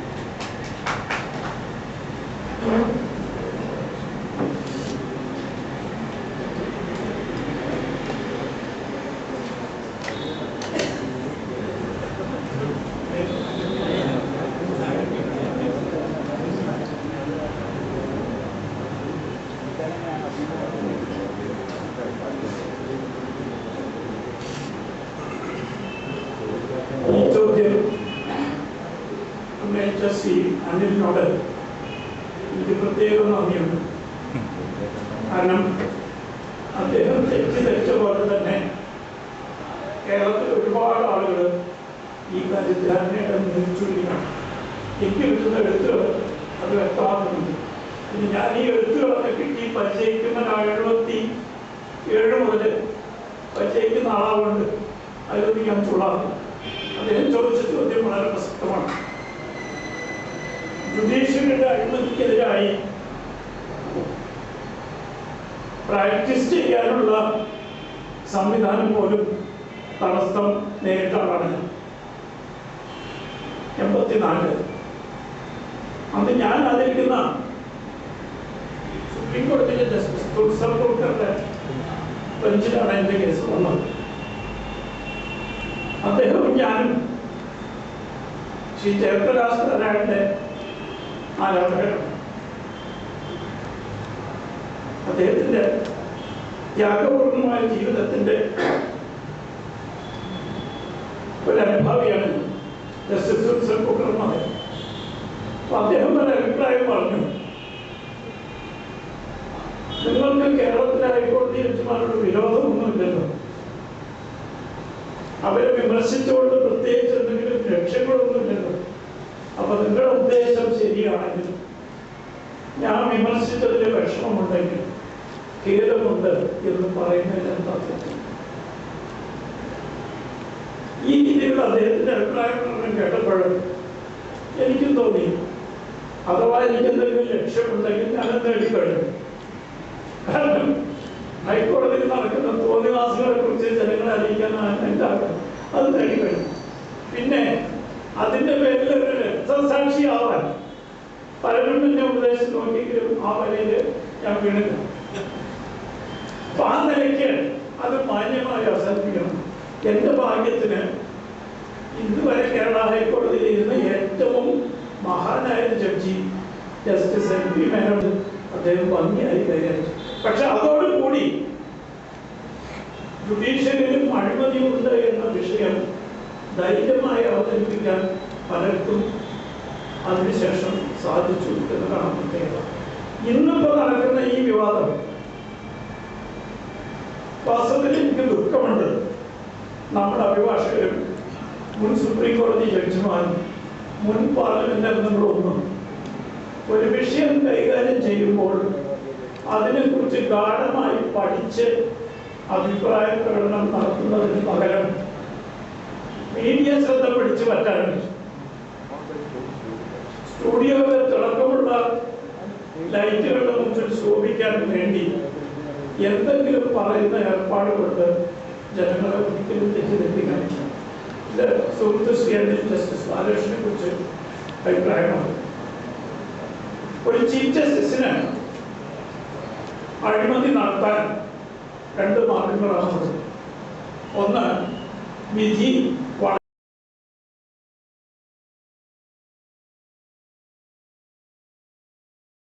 അദ്ദേഹത്തിന് അഴിമതി പ്രേരിപ്പിച്ച കക്ഷികൾക്ക് അനുകൂലമായി വിധി പ്രസ്താവിക്കും. ഇതെങ്ങനെ സുപ്രീം കോടതി സാധിക്കും? സുപ്രീം കോടതി പിന്തുടരുന്ന കീഴ്വഴക്കം ചീഫ് ജസ്റ്റിസിന്റെ കൂടെ ഏറ്റവും ചുരുങ്ങിയത് 2 സഹകക്ഷിമാരെങ്കിലും ഉണ്ടായിരിക്കണമെന്നാണ്. അപ്പൊ ഇവിടെ ആരോപണം ഉന്നയിക്കുന്നവര് ഏതെങ്കിലും പ്രബലനായ ബോംബെ വ്യവസായിക്ക് വേണ്ടി വിധി വളച്ചൊടിച്ചു എന്നാണ് ആരോപണം. ഒന്നാമത് എന്താണ് ആരോപണം എന്ന് അദ്ദേഹത്തെ പോലെ അറിയിക്കാൻ ഈ ആരോപണത്തിന്റെ ആൾക്കാർ ഇന്നുവരെ തയ്യാറായിട്ടില്ല.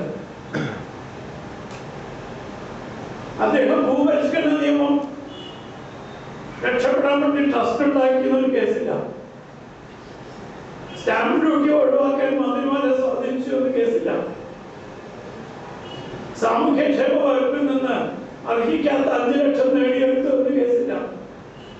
ചീഫ് ജസ്റ്റിസ് കവാഡിയയ്ക്ക് ഫ്രീ ആയിട്ട് താജ് ഹോട്ടലിൽ ഡിന്നർ കൊടുത്തു എന്ന ആരോപണമില്ല. ഇതൊന്നും ഇല്ലാത്ത ഒരാളെ കുറിച്ച് രാജിവെക്കണം എന്ന് മുറവിള കൂട്ടുന്നതിന്റെ പിന്നില് എന്താണ് ആരോപണം? ഞാൻ ഇതിനകത്ത് പറഞ്ഞു വിധി പ്രസ്താവിച്ചതാവില്ലല്ലോ. അങ്ങനെയാണെങ്കിൽ കൂടെ ഇരിക്കുന്ന 2 ജഡ്ജിമാരുടെ എഴുതിക്കാരല്ലേ അവരുടെ രാജിവെക്കണം. അപ്പൊ വിധി പ്രസ്താവിക്കരുത്. പ്രധാനപ്പെട്ട അദ്ദേഹത്തിന്റെ മറ്റൊരു ചുമതല നിയമനമാണ്. സുപ്രീം കോടതിയിലെ ജഡ്ജിമാരെയും ഹൈക്കോടതി ജഡ്ജിമാരെയും നിയമിക്കുന്നു.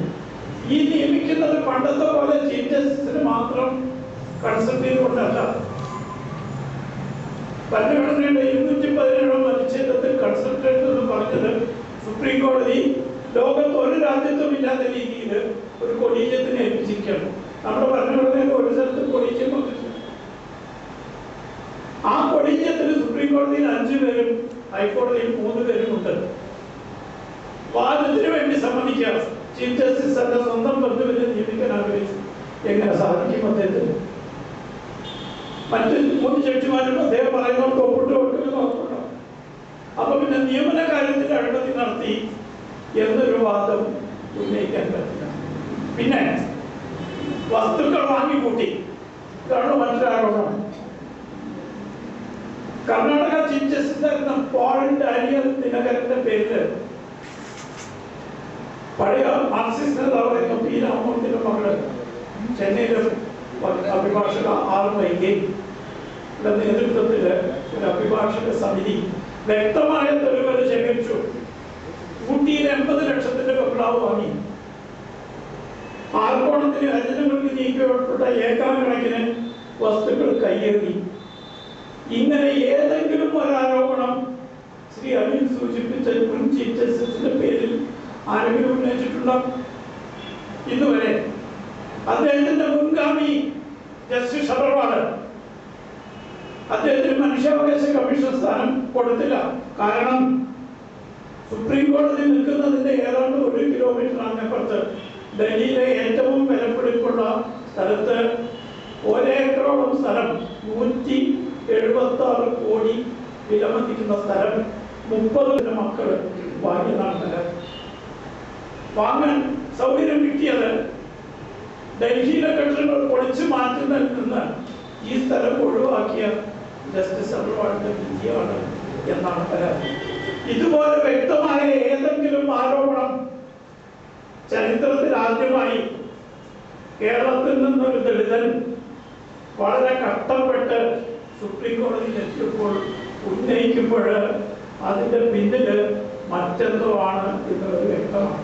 ഈ ആരോപണക്കാർക്ക് ഒന്നും അദ്ദേഹം എന്ത് ചെയ്തു എന്ന് പറയാൻ പറ്റുന്നില്ല, ഇന്ന് വരെ പറഞ്ഞിട്ടില്ല.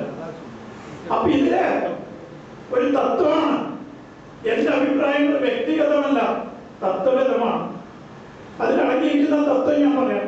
ഞാൻ വിശ്വസിക്കുന്ന സത്യം, നമ്മൾ പിന്തുടർന്നു വരുന്ന പ്രോട്ടോകോൾ അനുസരിച്ച് 100 കോടിയിലധികം വരുന്ന ജനങ്ങളിലെ 4ാമത്തെ സ്ഥാനമാണ് സുപ്രീം കോടതി ചീഫ് ജസ്റ്റിസിന്.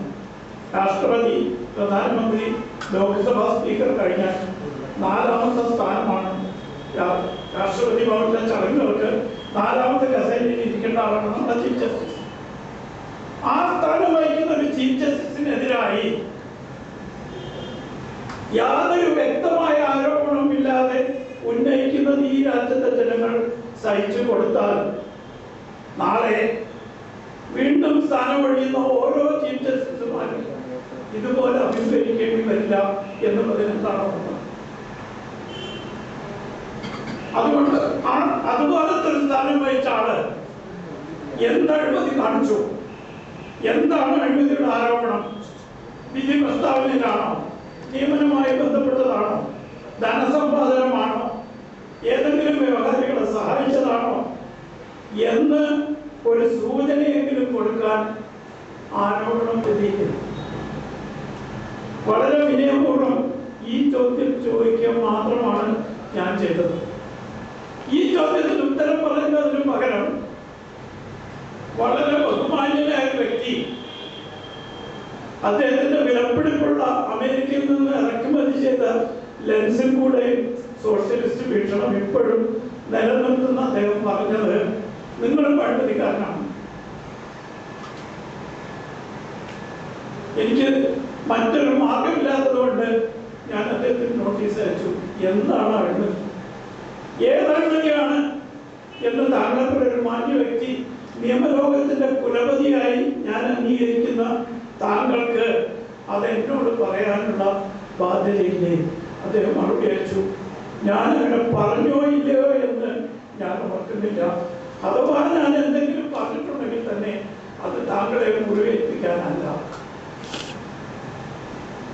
ഇത്ര ലാഘവ ബുദ്ധിയോട് കൂടിയാണോ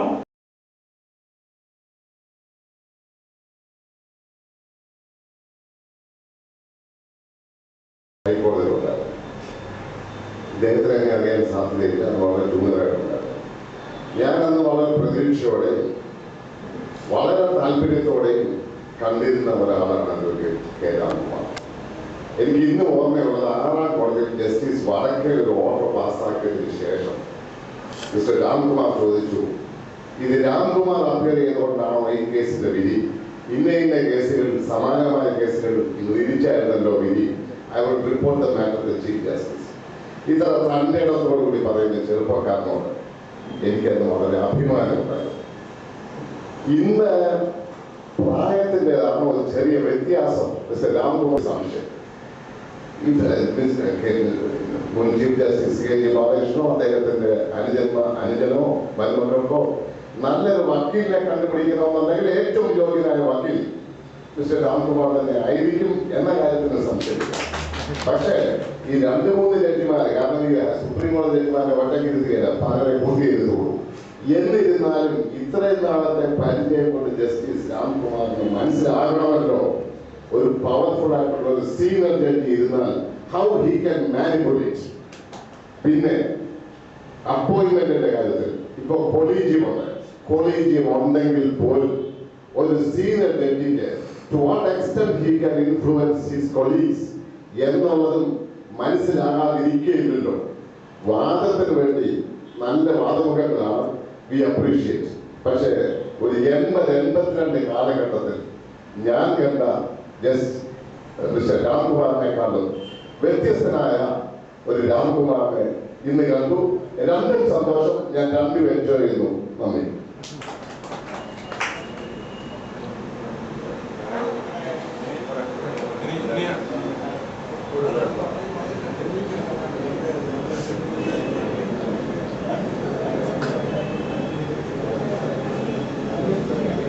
എൽസ്പിച്ചാക്ക സാറിൻ്റെ ഇഷ്ടം ഏതാ? എൽസ്പിച്ചാക്ക സാറിൻ്റെ തത്വാധിഷ്ഠിതമായ നിലപാടാണ്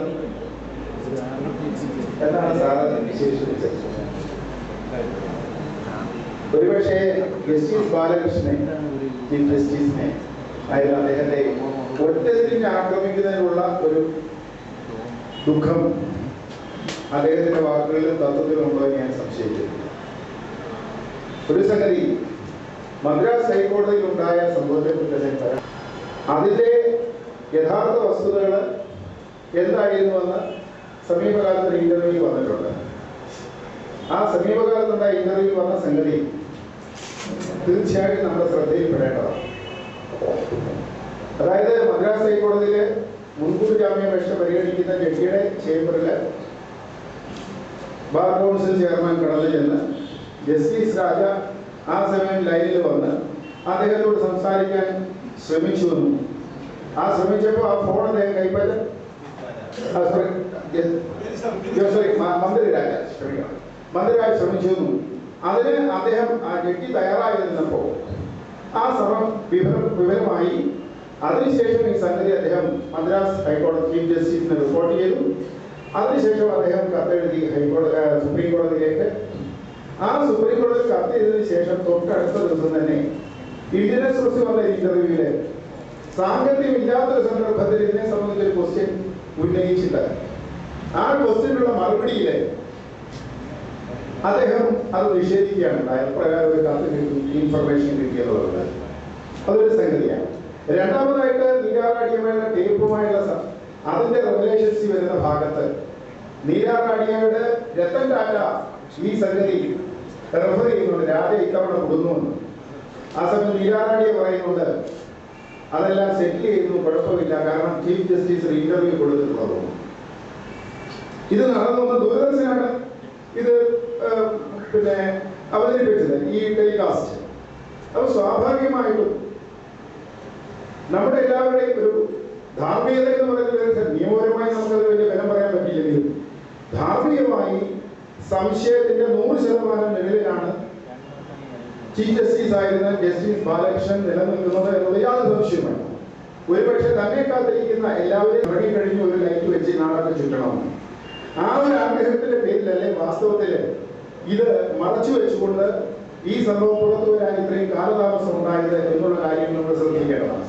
ഇത് സംബന്ധിച്ച് ഞാൻ പറഞ്ഞ കാര്യങ്ങളെ സംബന്ധിച്ച് ബഹുമാനപ്പെട്ട രാംകുമാർ സാറിന്റെ റിഫ്ലക്ഷൻസ് കേൾക്കണമെന്ന് ആഗ്രഹമുണ്ട്.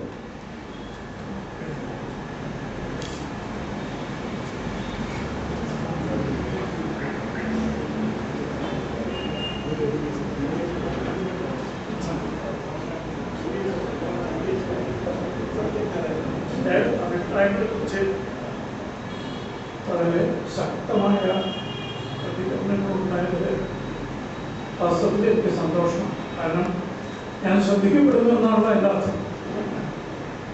പക്ഷേ പ്രായം കൊണ്ട് മാറിപ്പോയി എന്നൊരു ആരോപണം എന്നെ സംബന്ധിച്ച് പറയുന്നത് ശരിയല്ല. കാരണം പ്രായമായി ഒന്ന് സമ്മതിക്കാൻ നിങ്ങൾ രണ്ട് ഒരു അഭിഭാഷകനിലേക്ക് സംസാരിക്കുമ്പോൾ നമ്മൾ എന്തെങ്കിലും ഒരാളെ കുറിച്ച് ഒരു ആരോപണം പറയുമ്പോൾ അതിന് തെളിവുകളുണ്ടാവണം. തെളിവ് നിരത്തണം എന്നല്ല ഞാൻ പറഞ്ഞു. തെളിവുകളുടെ പിൻബലം വേണം, വ്യക്തത വേണം. ഇതാണല്ലോ നമ്മളൊക്കെ ദിവസവും കോടതിയിൽ പറയുന്നത്. നാം പിന്തുടരുന്ന നിയമത്തിന്റെ തത്വസംഹിത തന്നെ അപരാധി എന്ന് തെളിയിക്കപ്പെടുന്നത് വരെ നിരപരാ. രാഷ്ട്രീയക്കാർ സ്ഥിരം പറയണമാണ് ഒരു അഴിമതി ആരോപണമല്ലേ, കോടതി പറയട്ടെ. ഈ കാര്യത്തിൽ നിന്ന് ഒരു ചീഫ് ജസ്റ്റിസിന് എങ്ങനെ നമുക്ക് ഒഴിവാക്കാൻ പറ്റും? ഈ തത്വത്തിൽ പറയട്ടെ. സംശയത്തിന്റെ പുകമറ ആരെ കുറിച്ച് വേണമെങ്കിലും സൃഷ്ടിക്കാൻ മാധ്യമങ്ങൾക്ക് സാധിക്കും. പ്രചരണത്തിന്റെ കൊടുങ്കാറ്റ് ഒരു വ്യക്തിയുടെ നേരെ തിരിച്ചുവിട്ട് അദ്ദേഹത്തെയും കുടുംബത്തെയും തേജോവധം ചെയ്യാൻ മാധ്യമങ്ങൾക്ക് സ്വാധീനമുണ്ടെങ്കിൽ സാധിക്കും. പ്രത്യേകിച്ചും ഇന്ന് മരണമൊക്കെ കൺട്രോൾ ചെയ്യുന്ന നിരന്തരം നിർദ്ദയം എന്ന് പറയുന്നൊരു മീഡിയ ഈ കാര്യത്തിൽ പ്രത്യേകിച്ചും താല്പര്യമെടുത്തിട്ടുണ്ട്. ഒരു ബഹിരാഷ്ട്ര കമ്പനി നിയന്ത്രിക്കുന്ന മലയാളം മീഡിയ ചാനൽ ഈ രാജ്യത്ത് പ്രവർത്തിക്കുന്നുണ്ട്, അവർക്ക് സാധിക്കും. പക്ഷെ നമ്മുടെ അഭിഭാഷകരെ ജനക്കൂട്ടം കൂടുതലുണ്ട്, അതുകൊണ്ട് അതിൽ ചേരട്ടെ എന്ന് വിചാരിക്കുന്നത് ശരിയാണ്. മറ്റേ ക്യൂവില് ആള് കുറവായതുകൊണ്ട് ലക്ഷ്യസ്ഥാനത്തിലേക്ക് എത്തുന്നത്, അതിന് അവിടെ ആളില്ല. അപ്പൊ ഒരു അഭിഭാഷകൻ കൈക്കൊള്ളുന്ന നിലപാട് എന്താണ്? ഒരു ചീഫ് ജസ്റ്റിസ് പദവി വഹിച്ചൊരു വ്യക്തിയെ പണ്ട് ചെന്നായ ആട്ടുകുട്ടിയോട് പറഞ്ഞ മാതിരി നീ അല്ലെങ്കിൽ എന്റെ മക്കൾ എന്നുള്ളൊരു വാദം വെച്ച് കുരിശിൽ തറയ്ക്കാൻ ശ്രമിക്കുന്നത് ശരിയാണ്. ഇതിനൊരു തത്വം അടങ്ങിയിരിക്കുന്നത്. കെ ടി ബാലകൃഷ്ണനെ വിസ്മരിക്കൂ, സബർവാളിനെ വിസ്മരിക്കൂ, ദിനകരനെ വിസ്മരിക്കൂ. ഒരു മുൻ ഇന്ത്യൻ ചീഫ് ജസ്റ്റിസിന്റെ അനുഭവം ഇതാണെങ്കിൽ സാധാരണക്കാരനെ നമ്മുടെ അനുഭവം എന്തായിരുന്നു? ഞാൻ ഹൈക്കോടതിയിൽ പ്രാക്ടീസ് ചെയ്യുന്നതിനെ കുറിച്ച് ഒരു ദിവസം ആരോപണം ഉന്നയിക്കണം. നിങ്ങൾ എന്നെ ജഡ്ജിയെ സ്വാധീനിക്കാൻ ശ്രമിച്ചു, അതും തെളിയുന്നവരെ പ്രാക്ടീസ് നിർത്തും എന്നോട് പറയാം. എന്താണ് എന്നെ കുറിച്ചുള്ള ആരോപണം എന്ന് തിരിച്ചു ചോദിക്കാനുള്ള ഒരു അവസരം എനിക്ക് നിഷേധിക്കുന്നത് നാമൊക്കെ പെരുമ്പറ കൊള്ളുന്ന സ്വാഭാവിക രീതിക്ക് നിൽക്കുന്നതാണ്. ഇത്രയും ഞാൻ പറഞ്ഞു. പിന്നെ എൻ്റെ സുഹൃത്ത് പറഞ്ഞു എനിക്ക് ഒരുപാട് മാറ്റങ്ങൾ വന്നിട്ടുണ്ട്. തത്വാധിഷ്ഠിതവും സത്യസന്ധവുമായ നിലപാടെടുക്കുന്നതിന് എത്ര പ്രായമായാലും പോകുന്നില്ല എന്ന് അദ്ദേഹത്തിന് ഉറപ്പ് കൊടുക്കാൻ ഞാൻ ആഗ്രഹിക്കുന്നു. പിന്നെ എൻ്റെ മറ്റു സുഹൃത്ത്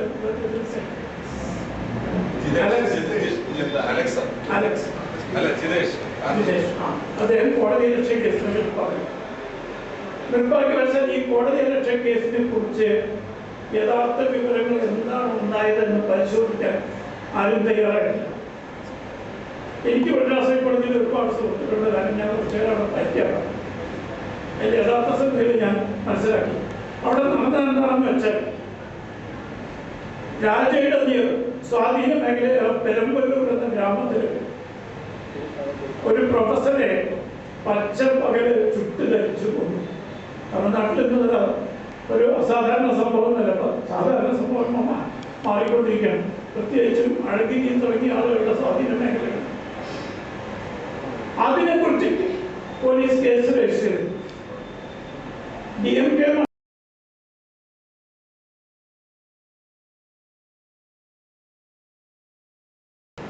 ശ്രീ ചന്ദ്രമോഹൻ എന്ന വക്കീൽ അദ്ദേഹത്തെ പ്രതിനിധീകരിച്ച് ജസ്റ്റിസ് രഘുപതിയുടെ ചേംബറിൽ ബെയിൽ ആപ്ലിക്കേഷൻ മൂവ് ചെയ്തു. അദ്ദേഹം ഫോൺ കൊടുത്തു എന്നുള്ളത് ശരിയാണ്.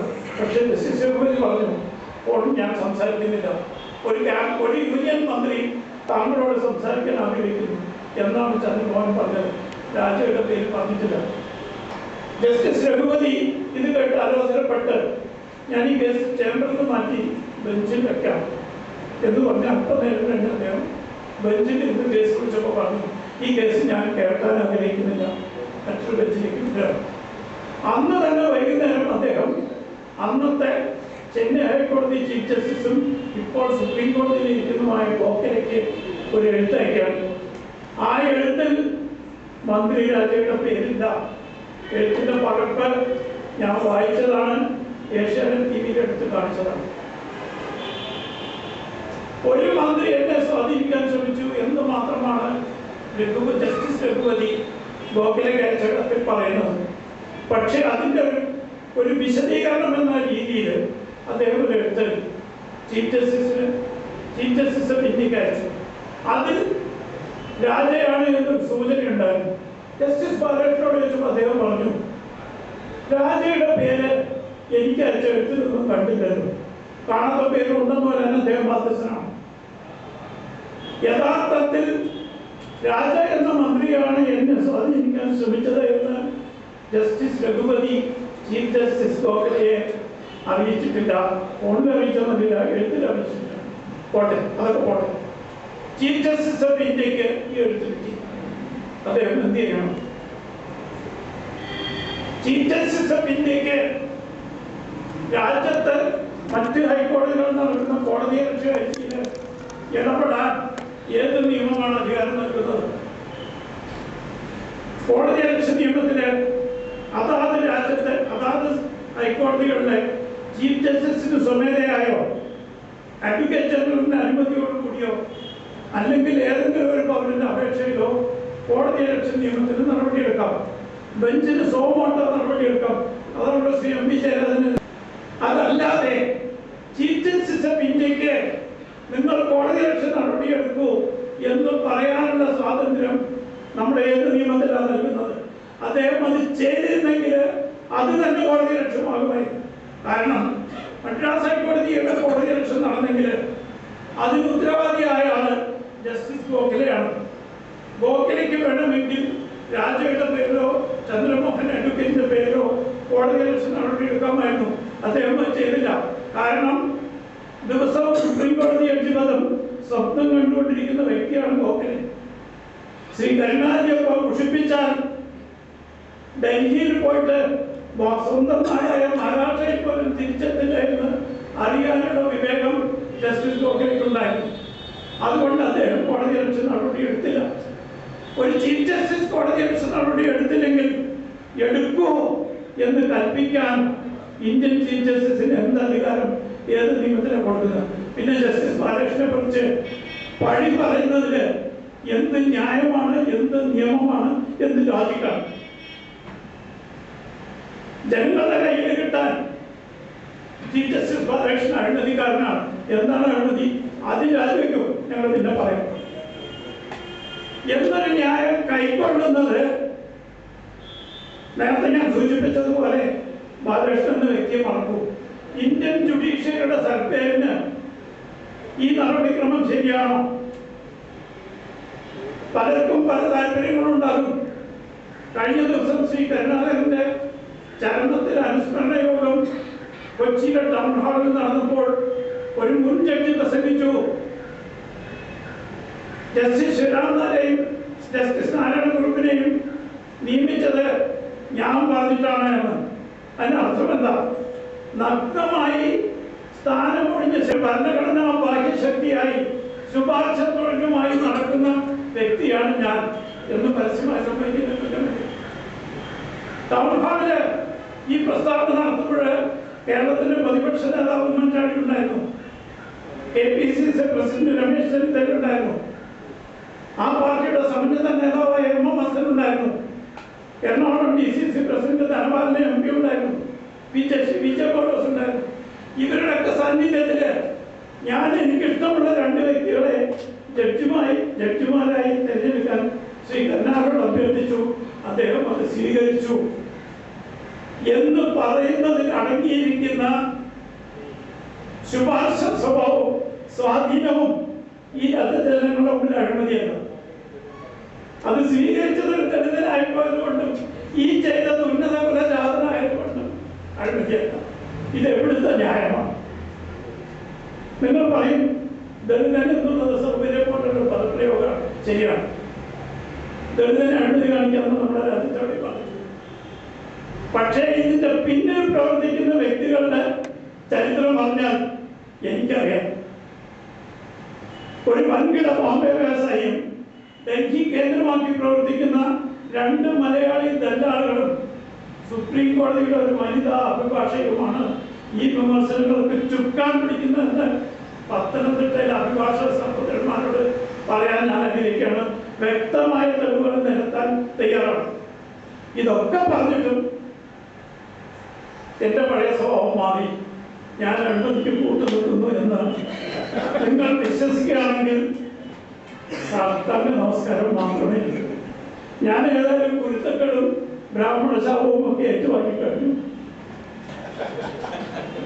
എൻ്റെ അമ്മയുടെ അച്ഛൻ്റെ അച്ഛനും ആദ്യ ബ്രാഹ്മണ വിഭാഗത്തിൽപ്പെട്ട നമ്പൂരിമാരായിരുന്നു. കേട്ടുള്ള ബ്രാഹ്മണ ശാപമാണ് മോനെ ഏറ്റവും വലിയ ശാപം. എത്ര പ്രാവശ്യം നീര് കുടിച്ചാലും തീരില്ല. പ്രത്യക്ഷ പശുദാനം കൊണ്ട് ഒരു പക്ഷേ അല്പം കുറഞ്ഞു കിട്ടുമായിരിക്കാം. ഇത് രണ്ടും ഇഷ്ടം ധാരാളം അളവിൽ ഞാൻ വാങ്ങിച്ച് കഴിഞ്ഞിരിക്കുകയാണ്. ഇനി കൂടുതൽ കുരുത്തകൾ വാങ്ങിക്കുന്നു.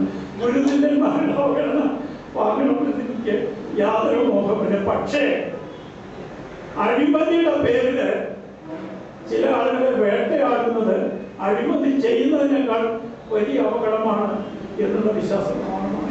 ഇത് തെറ്റാണെങ്കിൽ തെറ്റാണെന്ന് ഹിമാലയത്തിന്റെ സാധുക്കൾക്കൊന്നും പിടിക്കാറില്ല. ഞാൻ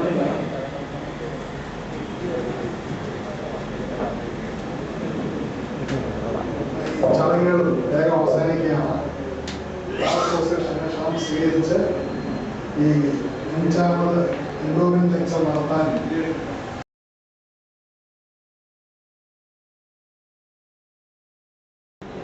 അഴിമതിയുടെ പേരില് ചില ആളുകളെ വേട്ടയാടുന്നത് അഴിമതി ചെയ്യുന്നതിനേക്കാൾ വലിയ അപകടമാണ് എന്നുള്ള വിശ്വാസമാണ്. ഇത് തെറ്റാണെങ്കിൽ തെറ്റാണെന്ന് ഹിമാലയത്തിന്റെ സാധുക്കൾക്കൊന്നും പിടിക്കാറില്ല. ഞാൻ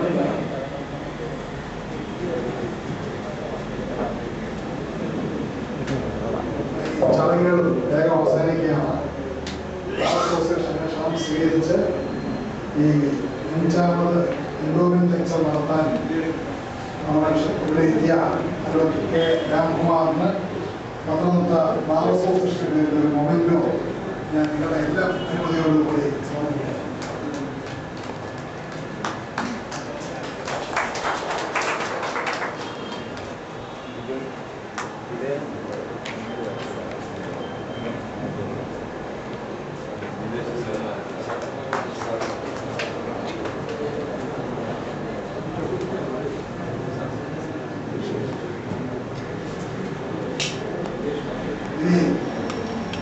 ഈ പ്രസംഗം നടത്തിയ അഡ്വക്കേറ്റ് കെ രാംകുമാറിനെ നിമിഷങ്ങൾക്കകം നമ്മുടെ ഒരു അഭിഭാഷക സുഹൃത്ത് കാർട്ടൂണിസ്റ്റ് അഡ്വക്കേറ്റ് ജിതേഷ് വരകൾ ചിത്രീകരിച്ചിട്ടുണ്ട്.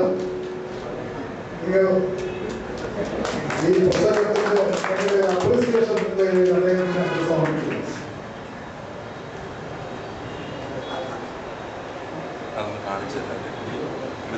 ഇത് കാണുമ്പോൾ അദ്ദേഹത്തിന്റെ ആവശ്യക്കാരെന്ന് ഒരുപാട്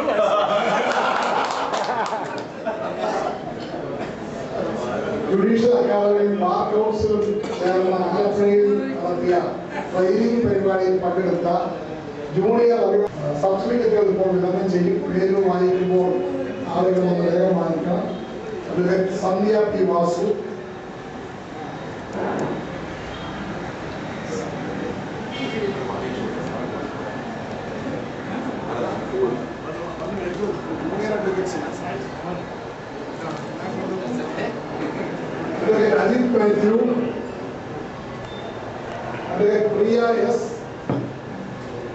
Ajith Mathew, Priya S, Susmitha Kumari N,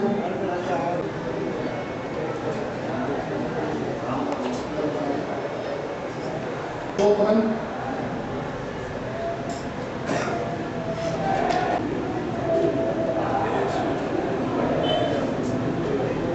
Kichu I, Dileep Kumar. Vigilance കോടതികൾ സ്ഥാപിക്കുന്ന പ്രിവെൻഷൻ ഓഫ് കറപ്ഷൻ ആക്ടിന്റെ നിയമത്തിൽ വെച്ചാണ്. അത് പബ്ലിക് സർവീസിന് മാത്രമാണ്. ഒരു അഭിഭാഷകൻ പബ്ലിക് സർവന്റ് ആണ് എന്ന നിർവചനത്തിന് വരുത്താനാണ് ഉദ്ദേശമെങ്കിൽ അപകടം പതിയിരിക്കുന്ന ഒരു വാദഗതിയാണ്. അത് പെട്ടെന്ന് തലകുലിക്ക് സമ്മതിച്ചു കൊടുക്കാൻ. അപ്പൊ രണ്ട് സ്വകാര്യ അഭിഭാഷകരുടെ പേരിൽ നമ്മുടെ വളരെ ബഹുമാനപ്പെട്ട മുഖ്യമന്ത്രി വിജിലൻസ് അന്വേഷണം ആരംഭിച്ചിരിക്കണം. നടക്കട്ടെ. നിയമപ്രകാരം അത് സാധിക്കുമെങ്കിൽ എല്ലാ വസ്തുതകളും ജനങ്ങൾ അറിയുമല്ലോ.